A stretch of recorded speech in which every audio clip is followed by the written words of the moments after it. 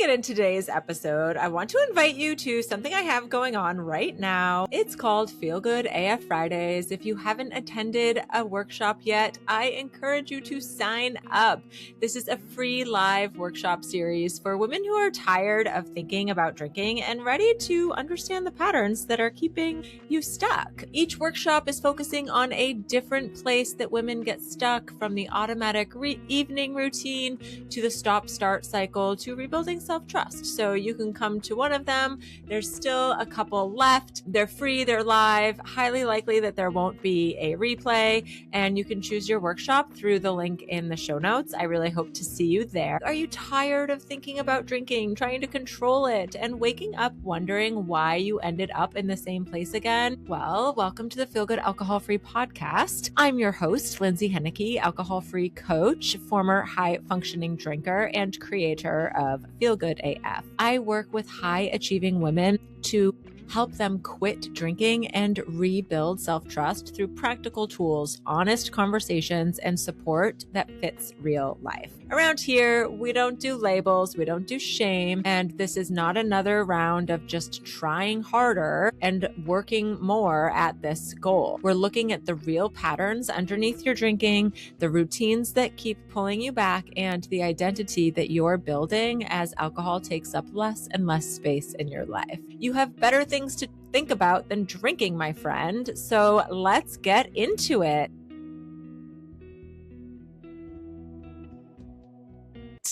Okay, if wine has become the thing that you look forward to at the end of the day, this episode is for you. And it's not because you're doing something wrong by wanting more comfort in your life. It's not because you should magically want herbal tea, a walk, and an early bedtime after a full day of being a functioning adult in the year 2026. I am talking to the woman who gets every single thing done on her list. You handle the work. You are answering every single email. You're sitting through the meeting that absolutely could have been an email. You're making really tough decisions all day long, and you're keeping track of everything. And then the evening comes and the wine feels like that reward, that part of the day that just belongs to you. And that's why this pattern is so sticky, because if wine only felt awful, this would be a much shorter conversation. But it doesn't feel awful at first. It feels like relief. It's that instant gratification button that we push. And it feels like a permission slip of some sorts to just kind of stop. And when we use wine or a drink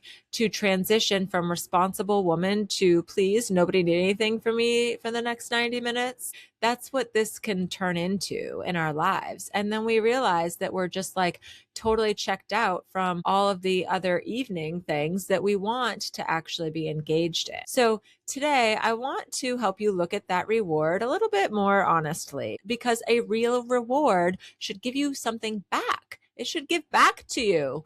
And if the thing you are calling a reward keeps taking from your sleep, your energy, your mood, your self-trust, that old, like, I said I was only going to have one, but drank the whole bottle, and the way you feel about yourself the next morning, then we need to start asking a different question here, a better one. Is wine really your reward, or has it just become this familiar relief button that keeps costing you all of your energy and everything the next day? So there's a sentence that I hear all the time from the women who I work with. I know it's not helping me, but it's the only thing I look forward to. And this matters because it tells us that it's not just about the alcohol. It's about the day. It's about the amount of pressure that you're under. It's about this emotional load that you're carrying. It's about the fact that by 5 o'clock, you feel like you have earned something. You've earned a break. You've earned some quiet time. You've earned a little pleasure.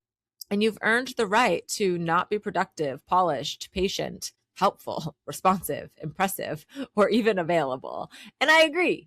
You do deserve relief, just like I did, just like I do. You do deserve comfort and pleasure, and you deserve a transition out of the day that also doesn't like make you completely unavailable. The problem isn't necessarily that you want a reward. The problem is that alcohol has become the reward that your brain trusts the most, even though it's not giving you the life that you actually want. You hear me talk a lot about like, we want a lot of things, but our actions are not lining up to the version of us who has those. And this is the really important distinction here. We're not taking away reward. We are actually just rebuilding reward. Because if your only reward keeps making the next day really hard, then it's not really taking care of you. It's not. It's just giving you this short break from needing to give a crap about anything. So I know this because I lived it. For me, wine was like a finish line at the end of every single day. I was productive. I was successful in my career. I held things together. I worked really hard. I could handle any pressure. But at night, all I wanted was the couch, my glass of wine that was always a bottle, peace and quiet, and just like this permission to turn off, like to go offline, literally. And I remember how much of my day was built around getting to that. Like literally how all of the justifications that I would rack up just so I could see myself on the couch. And I would not have ever said this out loud at the time. I would have said, I just like wine, or helps me relax, or it's my little treat. Everybody has something. But if I'm really being honest, it was a lot more than a treat. It was the thing that I was using to transition out of my life, out of my day. Like, and that is a very different thing, because when wine becomes a transition, you stop practicing other ways of coming down from the day. You stop practicing how to be tired. You stop practicing how to be irritated. You don't practice how to be bored. That's one of the biggest things that we deal with when we quit drinking is like, oh, I'm so bored. Really, you're not. I promise. We don't want to confuse being bored with just having more time. And you also stop practicing how to be disappointed. You stop practicing how to be in your own house at night without needing to change the channel on your own nervous system. Like we're just like bringing in more wine to calm us down. And I didn't see this clearly for like so long. I really thought that my nightly habit was helping me. And here's how I started to look at this. When I really realized what I wanted and that nightly habit was the one thing keeping me from having everything I wanted, that's when light bulbs started to go off for me. My actions did not match how I wanted to feel or how I wanted to live. Because just like you, I'm sure I wanted to feel energized, calm, proud of myself, present with my husband. I wanted to feel sharp as a tack. I say that all the time. And my nightly reward was literally moving me into the opposite direction. Like this is an issue with alignment in our lives. And it is the best part about this is that it's something that you can change. It just takes practice. So I want to talk briefly about why wine feels like it works. Because, or why any, your nightly drink, a martini, whatever it is that you're reaching for, I want to talk about why we think it works. Because I don't want to insult your intelligence here and say, just go take a bath instead. Like we all know that isn't what you want to hear. That's not why you're listening. A bath can be really lovely, but it's not automatically going to solve the fact that your brain has practiced wine as relief for many, many years. So alcohol affects the brain's reward system. And, the National Institute on Alcohol Abuse and Alcoholism explains that alcohol can create pleasurable or rewarding effects by increasing activity in reward related brain systems. So this is like including dopamine signaling from the ventral tegmental area to the nucleus accumbens. Like check my pronunciation there. But in plain English, alcohol can teach your brain, this feels rewarding. Do this again. And this matters because this isn't just like a casual preference that you have to drink to unwind. It can become learned, and your brain learns this is how we relax. This is how we leave work mode. This is how we celebrate. This is how we deal with stress, handle resentment, make dinner more fun. This is how we get through the awkward part of the evening before bed. So when 5 p.m. arrives, your brain is not neutrally evaluating every single, possible option to yourself. It's reaching for the thing that it has practiced. And that's why wine can feel like the only reward not because it's the only reward available, because it's the reward your brain has rehearsed and rehearsed and rehearsed over and over again. And the more you rehearse it, the more automatic it feels. So this is also why the replacement can feel really underwhelming at first. Like, going for a walk and having some tea and a mocktail just isn't going to feel like it's doing anything in the beginning. You pour that tea and you're like, okay, that's nice, but no, it's not giving it to me. You go for a walk and your brain's like, oh, this is a nice effort, but like, where's my dopamine spike right away? And you try a sparkling water in a fancy glass and you're like, okay, we have bubbles but I'm still sad. And that's the thing. Like, it doesn't mean that these replacements don't work. It means that your brain hasn't learned them yet. And you're asking a brand new pattern to compete with a deeply practiced one. So of course, that old pattern is going to feel really loud at first. It doesn't mean that it's right. It just means that it's familiar. And so this is what I mean when I say inside Feel Good AF, we look at your identity. Who do I want to become? How do I want to be living? And then what are the actions that I have to practice to become that version of myself? And a lot of that is in the day-to-day routines. There's also a lot of other actions that you have to practice, like, when you go on vacation or when you are socializing or at a work event, at a work dinner. There's all of these little opportunities, which is just why quitting drinking becomes very complex, because alcohol touches so many different layers of our lives. But for the sake of this episode, let's stick with the reward loop. This is the piece I really want you to hear. Relief and reward are not the same thing.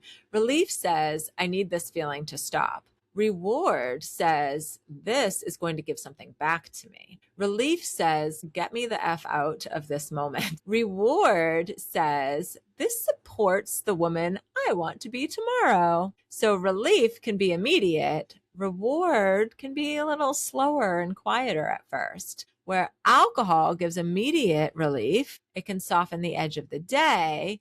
It can make the first 20 minutes of the evening feel easier. It can make you feel like you've finally gotten something for yourself. But then what happens? Maybe you have one glass and spend the rest of the night negotiating whether or not you're going to have another. Maybe one glass becomes 2 or 3 or a second bottle. For me, it was almost always a second bottle. Maybe you snack more than you wanted, stay up later, you sleep poorly, you wake up at 3 a.m. with your heart racing, running through everything you need to do.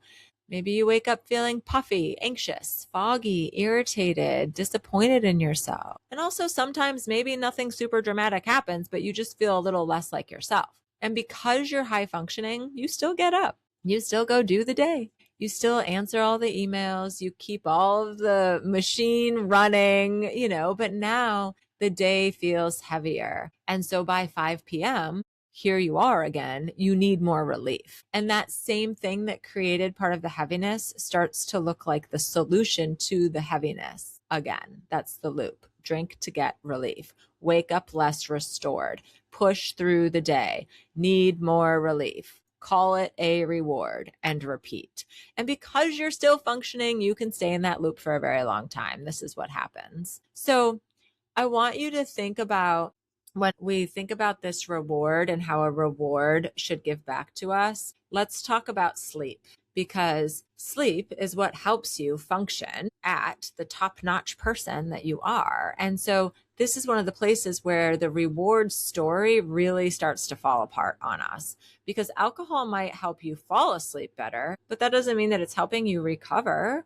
And I've talked about this before, alcohol use is deeply linked with poor sleep quality, even insomnia symptoms, disrupted sleep continuity. And there are many, many studies on this. Like, I don't need to list them all. And now I'm not saying that everybody listening to this podcast is experiencing alcohol use disorder, I'm not diagnosing anybody from a podcast, but I do want you to understand the connection between alcohol and your sleep. If you are drinking at night and waking up tired, foggy, anxious, or emotionally flat, it's really worth questioning whether or not your reward is actually helping you recover, because sleep is not just whether or not you went to bed. It's going to affect your mood and your focus and your patience, your creativity, your emotional regulation, your ability to feel excited about your life. So when drinking keeps interfering with the quality of your recovery, it's not just taking from your next morning. It's really taking from the version of you who wants and needs to show up for the whole day tomorrow. This version of you who wants to feel clear, and the version of you who wants to parent and lead and work and create, exercise, connect, simply move through her day without dragging herself from one task to the next. That is why I want you to stop asking, did I deserve a drink?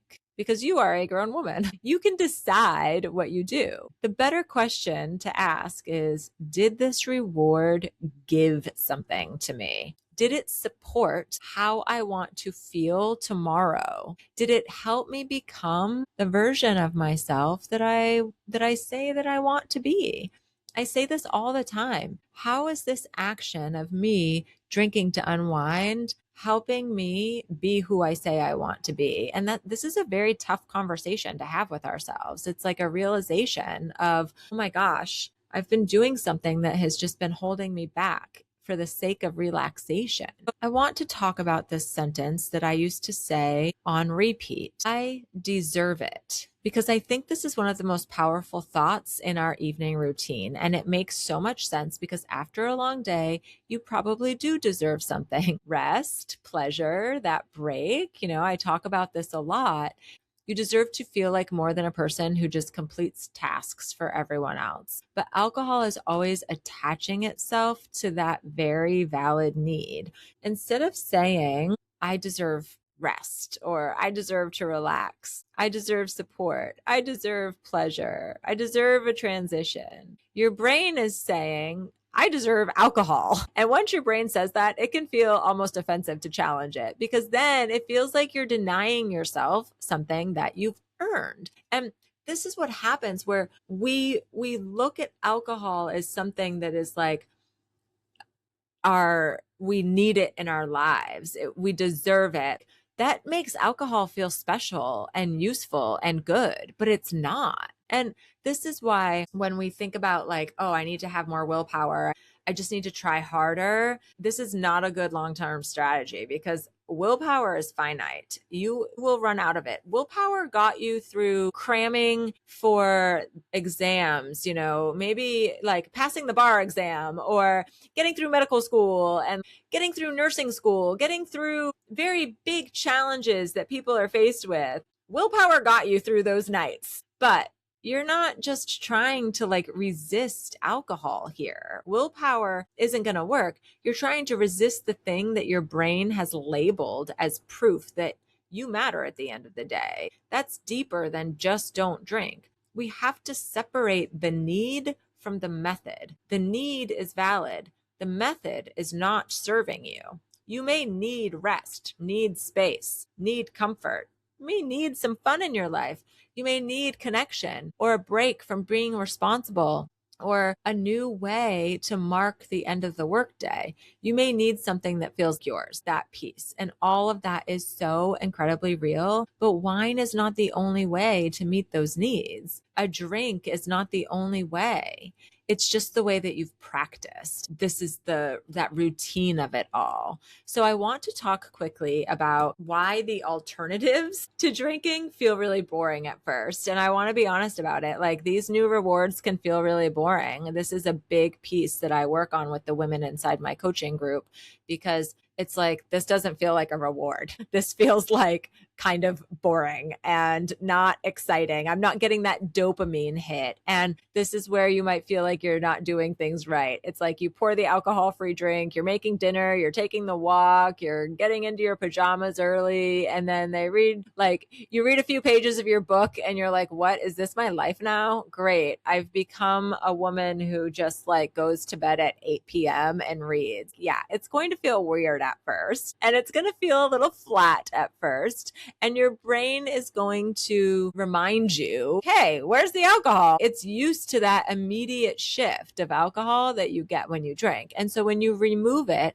you may feel the actual texture of the evening again. It's a little restless. There's a little irritability, maybe some resentment coming up, boredom, fatigue, a lot of mental noise. And that does not mean that alcohol was a useful, good reward. It just means that alcohol was covering what needed your attention. If we're being honest, that's really what's happening. So this is where that real work begins. It's not about finding a perfect mocktail. And I mean, I love a good alcohol-free drink, but let's not pretend a beverage alone is this whole transformation. The transformation is learning how to be in the evening without abandoning yourself, without giving up on yourself. It's learning how to transition out of work without alcohol.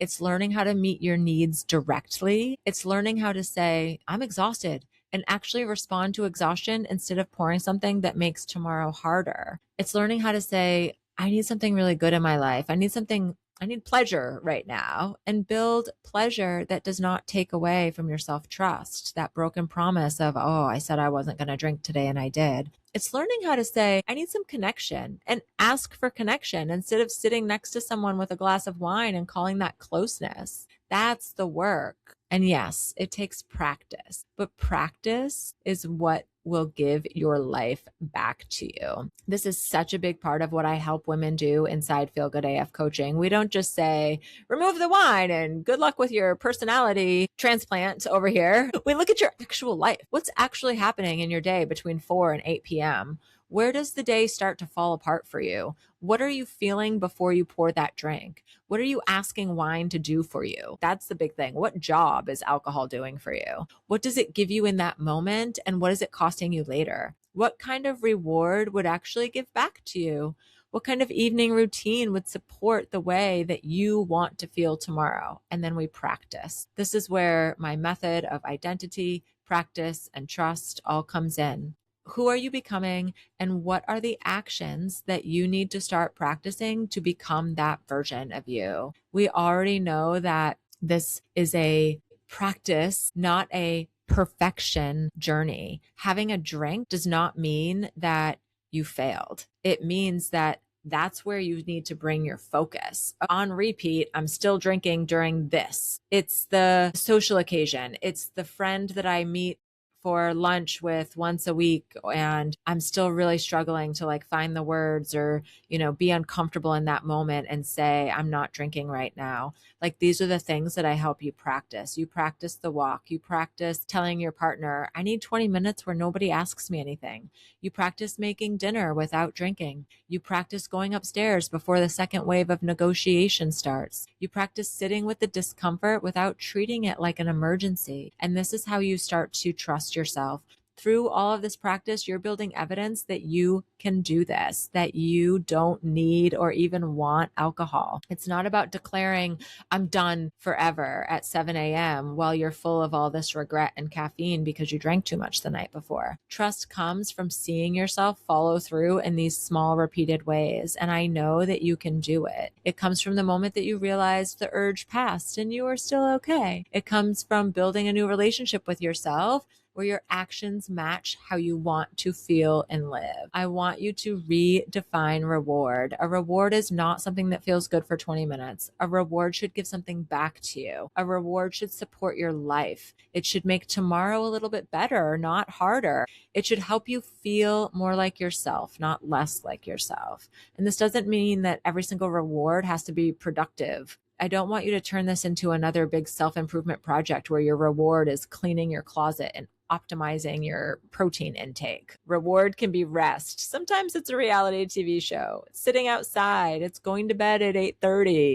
It's an overpriced candle, something along those lines. It's saying no. Sometimes a reward is telling the people in your house, I love you and I'm no longer available for questions. It's not about becoming some robot, okay? I really want you to think about this. A reward promises comfort, ease, pleasure, and exhale. But then that's how you want to feel. And alcohol is not going to actually give you that, because it's going to give you less energy, less clarity, less patience, less trust in yourself. So, okay, quick little assignment for you. Do a little reward reality check. Before your usual drink, pause for 2 minutes and answer these questions. What am I trying to feel right now? What am I trying to stop feeling right now? What do I believe wine is going to give me? And what is this going to cost me tomorrow? And lastly, what would a reward look if it actually gave back to me? Obviously, that last question is the one I really want you to stay with, not what sounds super impressive. I just want you to think about what it would actually give back to you. Maybe it's food, maybe it's a walk, maybe it's that extra hour in bed. So we really want to think about all of these things and just be really honest with yourself. So write these things down, because the moment that you separate the need from the drink, that's when you're going to start to really see the big change in your life. Okay. If this episode made you realize that wine has become the only reward that feels like it works, I want you to know that there's nothing wrong with you. This is a practiced pattern, and what has been practiced can be rebuilt. And inside Feel Good AF, I help you understand what's actually happening in your real life, especially in those moments where you keep changing your mind. Together, we're going to look at your routines and your stress and your relationships and your evenings and the thoughts that make drinking feel like the obvious choice. And then we're going to build a practical plan that helps your actions match how you want to feel and live. The only thing that I want you to consider right now is how different this could feel if I were walking beside you through it. So if you're tired of trying to figure this out in your own head, you can book a discovery call with me through the link in the show notes and talk about where you're at now and what you've already tried and what support would look like between the two of us from here. You have better things to think about than drinking, okay? I will see you next week. And if this episode made you think, okay, she's talking about me, would you please rate it and subscribe? It helps other women really find the help that they're looking for. Okay, have a great week.